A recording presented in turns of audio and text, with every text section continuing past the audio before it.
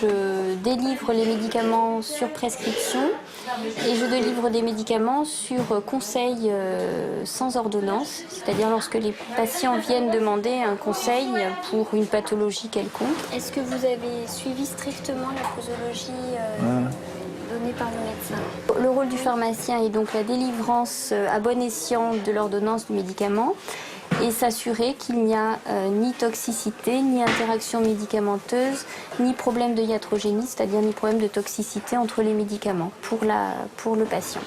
Bonjour monsieur. J'ai mal à la gorge, j'ai mal à la tête. Donc mal de gorge, maux de tête, frissons, courbatures? Oui, un peu, mais je crois pas que j'ai de fièvre. D'accord. Vous avez des traitements en cours ou pas? Non, rien du tout. Pas de soucis de santé particuliers?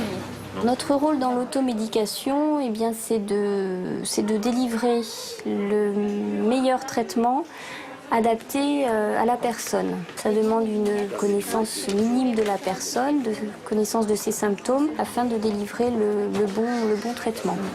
Vous faites ça sur 3-4 jours. S'il y a poussée de fièvre d'ici là, vous consultez votre médecin. Nous sommes dans une entreprise d'une vingtaine de personnes, 2 titulaires qui possèdent la pharmacie, des assistants, des préparateurs, secrétaires, etc. On est en rapport avec les médecins pour des problèmes de prescription. Bonjour docteur Patou, pharmacie principale à Fauneuse. Donc si le médicament ne doit pas être donné, c'est nous qui prenons la décision de ne pas le donner.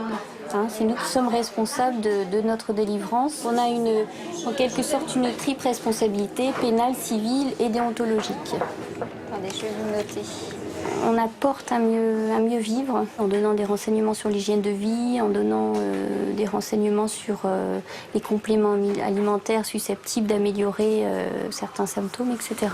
7,5 ml 3 fois par jour sur 4-5 jours le temps. On peut également faire, et ça c'est assez récent à l'officine, des diagnostics sanguins tels le diabète, prise de tension, etc.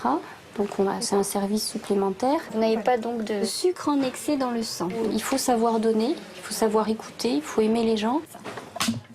Mon parcours, ça a été directement la pharmacie d'officine, donc bac et puis faculté de pharmacie. J'ai baigné toute petite dans ce milieu et je me suis toujours dit de faire ça, ça me plaisait et je ne regrette pas.